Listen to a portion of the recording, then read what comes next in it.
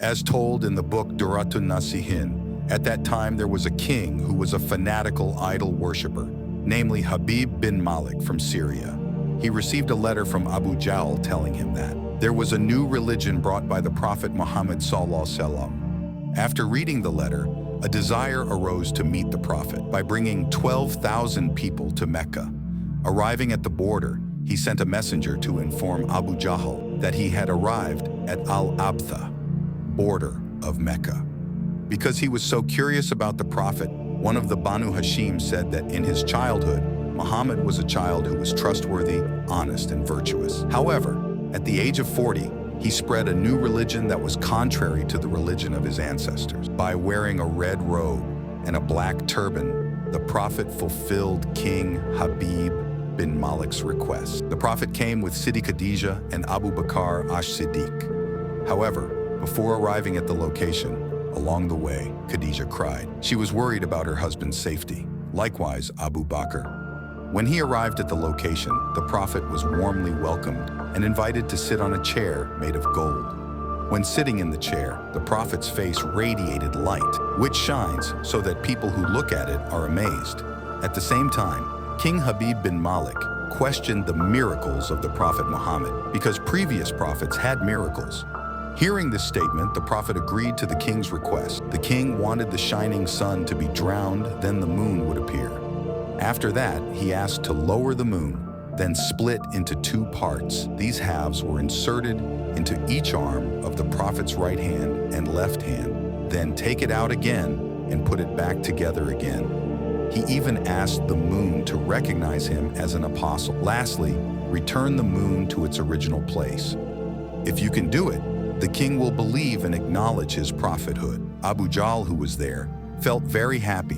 He thought the Prophet would not be able to do it. The Prophet prays on Mount Abi Qubais. The Prophet walked to Mount Abi Qubaisi and prayed 2 rak'ahs. It is known that the mountain is close to the Grand Mosque, located in the same direction as the Black Stone and close to the Shafa Hill. The Prophet prayed to Allah subhanahu wa ta'ala by raising his hands high, so that the king's request is granted. Without anyone else, 12,000 angels descended who conveyed the greetings of Allah subhanahu wa ta'ala to the messenger of Allah.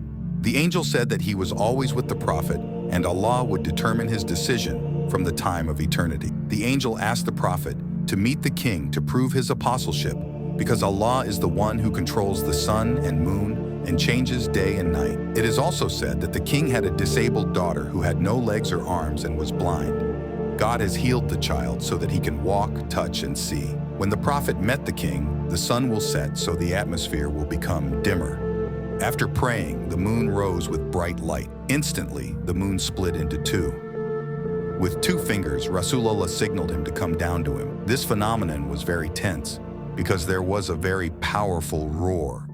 A cloud accompanied the descent of the moon on the Prophet. When it was in the Prophet's hand, it was split into 2 parts, then inserted into the Prophet's right arm and left arm. Not long after, he took out the pieces of the moon and put them back together as before. This incident amazed the people who witnessed it when the Prophet held the shining moon.